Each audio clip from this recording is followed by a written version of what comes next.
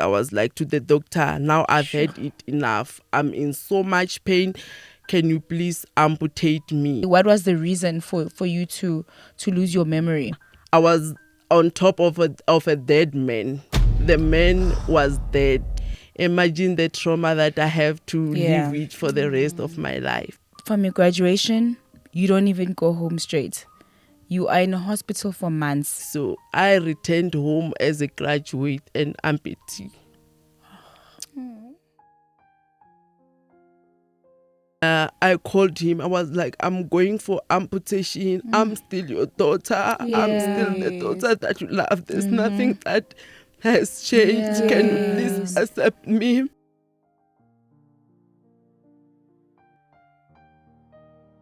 Welcome to the show. It's yet another episode of I Have Been Through the Most podcast just for you. So before we get started, please make sure that you subscribe. We are very excited because it's a road to 200k subscribers. So if you're not a subscriber, do it right now. Thank you so much for watching all the episodes. Today we bring you an exclusive, never heard before story. Oh yes, and if you're listening on Spotify or Apple Podcasts, make sure that you subscribe, you follow, and thank you also to you guys on YouTube for showing us all the love.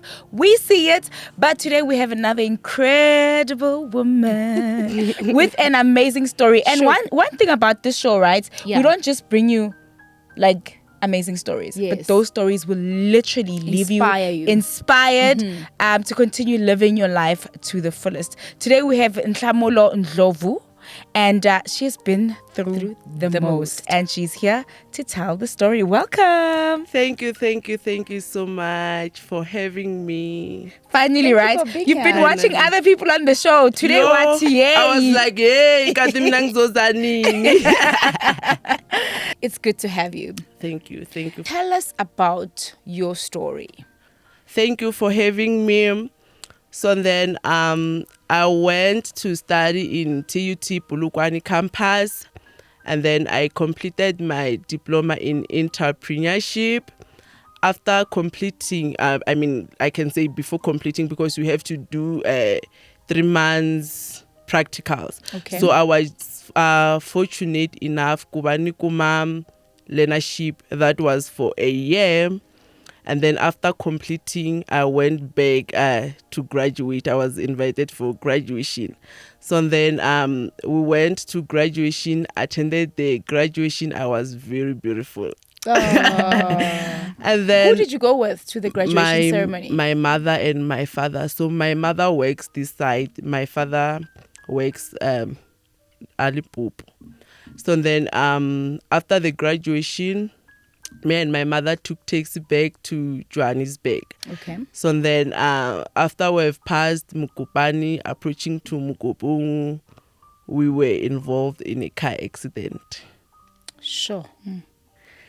And then after being involved in a car accident, I passed out, when car accident happened. And then when I woke up, I borrowed the phone from one of the paramedics to call my father that, hey, ihlangana accident. So fortunate enough for abari apulukwane, abengesiza basuka apulukwane. So he was shocked. When you're always like this, because you know that I'm a talkative person, I'm a bubbly person.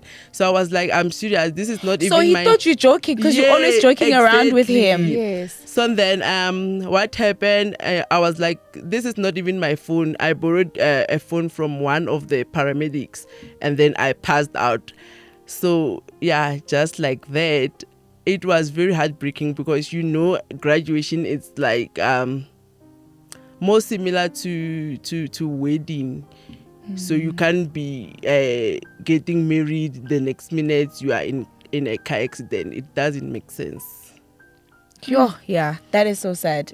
I think it's one of the happiest days in your life. Exactly. And so it's like, I never experienced that happiness. Actually, that the thing that was meant to be my happiness, it's now, I don't know how to put it. I don't know how to put it. I don't even know how to describe it, because I have to live with this pain for the rest of my life. From the day that I was supposed to be happy, it's undescribable. Sure. So tell us what happened in the event after the car accident. What was your mom like? How were you? What was the condition? Did you guys come out of the accident, and what? Did you go to hospital? Take us through that. Thank you. That was a very good question. So what happened after passing out, when I woke up in the car accident of 17 passengers, it was me and my mother who were left in the car, just the two of us. The other one were just rolling down with blood, some were dead, and then it was a head-on. The car that bumped into us, it was a private Hyundai, if I'm not mistaken. Those people that died and they got bent, all of them. I think there were 4 people. And then when I woke up, remember I was from graduation wearing a new wig. And then when I woke up, I was like to the paramedics. I was like, I'm coming from graduation. That's my certificate. That's my wig. Can you please take those with me? And then they did that along with my bag. I never expressed any pain. I never felt any pain. My mind was on, like, it's my graduation. Yes. I still have to celebrate this when I get home with my friends and with my family. So immediately when I woke up, my mom was crying, Nhlamulo, Nhlamulo, I no longer have legs. I've lost my legs, because she was also badly injured. I think she was scared, or it was panic. Exactly, because we have never had accident before. So then they took us to hospital, and then I don't know what happened from there. They transferred us to the other hospital, and then after being hospitalized for 3 weeks, I lost my mind, and then my mind came after 3 weeks. I couldn't even know this is my father or this is my auntie. I couldn't even, like, I lost memory to a point where they have to, what do they call this? Handcuff you? Yes, exactly. For 3 weeks, up until I gained my conscious back. So was that because of trauma? Or I mean, what did the doctor say? What was the reason for you to lose your memory? Yes, I have asked them that, what if in the future I lose it again? They were like, it's not gonna happen. It always happens. Okay. So you are lucky that you gained your memory very fast. So you didn't get a head injury? Nothing. So the thing is, I don't know what happened on the scene. When I woke up, I was like this. And then when I papama, I was on top of a dead man. The man was dead. Imagine the trauma that I have to live with for the rest of my life. Yeah. I'm sorry about that. It's okay. That is trauma. So after the 3 weeks that you were handcuffed, now what happened then? Okay, after that, after I was regaining my memory but not fully regained, they took me from ICU, because I stayed in ICU for 3 weeks. And then after regaining my memory back, they moved me to the other ward. And then I stayed at that ward for 2 weeks. So during that 2 weeks, the doctor came to me. He was like, your leg, it's 50% that we might save it, 50% that we might have to amputate you. Did I not cry? Did I not cry? I cried, but because there were some other people in the ward, I was like pretending like an adult person. But I cried very badly. I cried. And then... So where was your mom then? Is she also admitted at the time? Yes, she was also admitted, fighting for her own life. And then, but that time we were separated. I couldn't see her, she couldn't see me. So then after the doctor told me that, I stayed in that ward for 2 weeks. So then 3 weeks plus 2 weeks, it makes 1 month, 1 week. And then they took me to the other ward. And then that ward, they only take you when they're only preparing you to go home. And then from there, I learned to bath myself. And then I started seeing physio. And then my leg was not that much painful. Okay. But it was badly injured. So it was operation theater after 2 weeks or 3 weeks non-stop. So it came to a point where it started to be painful. I started expressing pain to a point where I was like, to my heart, before the doctor told me, I was like, okay, it's okay. It seems like I'm gonna lose this leg. I have to make peace with it before the doctor tell me so. So then I started going to Google, to YouTube, to TikTok, and then make some research about people living with artificial leg. And then how are they coping and everything? How is it to be an amputee? So then after 2 months, after 3 weeks, I've been in that ward, the third ward. So now it makes 2 months. I was like to the doctor, now I've had it enough. I'm in so much pain. Can you please amputate me? He was like, are you for real? I was like, I'm sure. Before that, fast forward, I was taken to this other doctor, but he was not my doctor. So my doctor had to book this other doctor for plastic surgery. So that doctor, when he took me to plastic surgery, I don't know what he has done there. And then he was like to me, we have to take this other bone out of you. It means that your leg will be a little bit shorter and then the other one will be straight.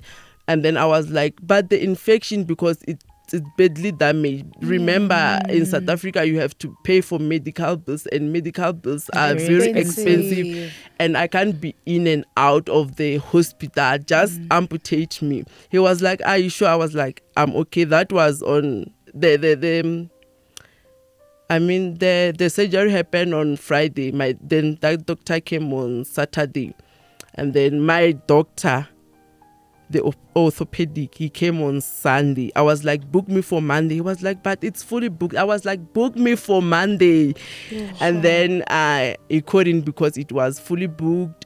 Even on Tuesday it was fully booked. And then on Wednesday, that was on the 3rd of August. And then they came and took me to the theater. And then from there, I was an amputee. So I returned home as a graduate and amputee. I'm so sorry. It's okay. I'm so sorry. Yeah. After being amputated, I think I stayed for 1 week and a half. So in total, I stayed 2 weeks 2 months, 2 weeks in hospital. So after during all these things happening to me, I couldn't even tell my mother because she was fighting her own battle.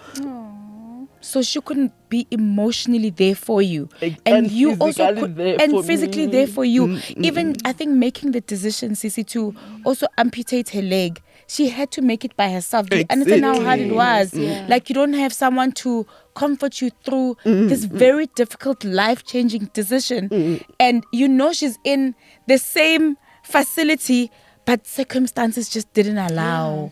So I told you that after the accident, I called my father, and then I think my father came this side. He stayed for a month and a half, and then he went back home. So then when I got amputated, my father was then at home, and then I told him, he was the only person I told that I'm going for this operation because I told you that my leg was 50%, 50. And remember, when the doctor told me that my leg is 50%, it's 50-50, Yes. I just asked my dad that, can you please come to the hospital and sign the papers? He was like, no, and then let the doctors do their job, blah, blah, blah, blah, blah, blah, blah. And then until he went back. So then when he went back home, I called him. I was like, I'm going for amputation. I'm still your daughter. I'm still the daughter that you love. There's nothing that has changed. Can you please accept me as I am? And then I told her not to tell my mother, because my mother, she's someone who's very emotional. And then you know, we black people, we intend to have that thing, I could see baloyi thing, you are bewitched. So I didn't want miracle. I didn't want anybody to take their money to sangomas or to prophets. What I wanted was God to give me strength to face me this situation, because this is my situation and it's not gonna change. So that's what happened.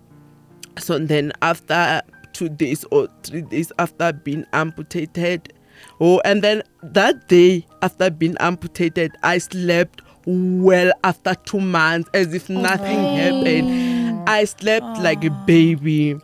And then the following day I woke up, we talked in the ward, I was making noise. And you were probably making jokes and everyone was laughing. Yes, as if it was not me who was crying day in, day out. And then after 2 days, and then I told some of my few friends and some of my few family members, and I asked them not to tell my mother. So then after 2 weeks, after 1 week and a half of being amputated, I was then discharged. Yes. So my mother doesn't know that I'm amputated. She called me in the morning. I was like, I'm waiting for the doctor to come and sign so that I can be discharged. And then she was like, how are you? I was like, I'm even walking. I'm even walking around. But honestly, I've went through this all by myself. I don't want to lie. Not that there were no people that gonna support me. I didn't want to bother them. I was like, this is my fight. I have to fight a good fight. And I fought. And I fought a good fight. And we celebrate you for that. And then thank you. And then after being discharged, I come home, and then when I was outside, my mom was like, baby girl. I was like, yeah, well, mommy. And then I was using, remember, after being discharged, I used wheelchair for a whole month. I'm just adjusting now. Okay. So then they pushed me with a wheelchair inside the house. She was like surprised, like, how come? Because you told me that you were walking in the morning. So I was like, this is what happened, blah, blah, blah, blah. I couldn't take it anymore. If I've disappointed you, I'm sorry, but I was in so much pain. I was not doing this for you, but for myself. Yes. So is mommy fine now? Yes, she's fine. But you know that when you are older, your bones heal more slow than when you still younger. Exactly. Okay, so she's still recovering. Okay. After being discharged, I couldn't even go to the toilet. When you are at hospital, they use this thing called back pain. Yes, so I was at bed rest. I couldn't do anything. I couldn't stand. So at home, where am I going to get the back pain? So then they suggested, I couldn't even go to the bucket. So they suggested that they must get me Pampers. Imagine, from graduation using Pampers. You're like, I'm not that girl. I think I used Pampers 2 days. I was like, no, I'm going to the bucket. The bucket was more easier because I couldn't even carry myself to the wheelchair. I have to rely on the other people to carry you. Exactly. And then I used Pampers for 2 days, and then from there I adjusted to a bucket. From there I took myself to the toilet. I felt like it was a miracle going to the toilet by myself without bothering anyone. It's a stepping stone. Exactly. Yeah.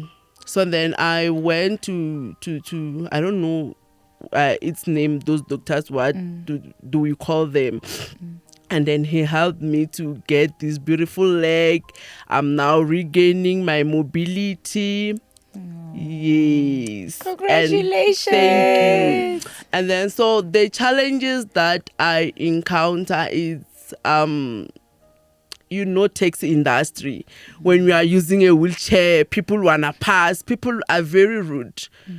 Can you please remove this wheelchair? How am I going to remove the wheelchair? So there was this other day, I was in a taxi. They had to swipe people, those things of swiping people. And then they took my wheelchair to the other taxi instead of bringing my wheelchair so that I can see. They were like, Yes. I was like, how? Because I want to sit into my wheelchair. As if I can't do anything by myself. I found that very disrespectful, but I also forgave him because maybe he has never been in this situation before and he didn't know better. So it doesn't need someone to take things to their heart. Yeah. And then the other challenge I encountered was after being discharged. When I go to public places, I went to the nearest clinic. People were giving me like, what happened to this young girl? What happened to this young girl? But the good thing is that they can come to me and ask me that what happened. So, and then when I came back, I cried. I asked my mother, like, what's wrong with me? Why are they giving me that look? So then my mother, she was like, you don't have control on how other people look at you. Focus on yourself, do yourself better and make yourself better. And from there, even yesterday I was from the mall. I don't care. And today you would have been through the mall. On my own. I mean, on my own. On my own. Now I go everywhere on my own. And the stairs here at the studio, and you came up the stairs for the first time since the accident. Yeah. Come on, guys. You have to she's unstoppable. You are that girl. Yeah, so absolutely inspiring. Exactly. I told myself that nothing is ever gonna stand up on my way. Nothing is ever gonna stand up on my way. So and then to another challenge that I'm having is employment. So that other offices are like your offices. I couldn't go because I was full time on wheelchair. So they had to reject me because of that. The facilities are not wheelchair friendly. Exactly. Sure. Yeah. Hopefully and then she gets something after the show. I can't wait. So, and I'll be very tell grateful. us again what you studied. So sell yourself. Sell yourself. Market yourself. Okay.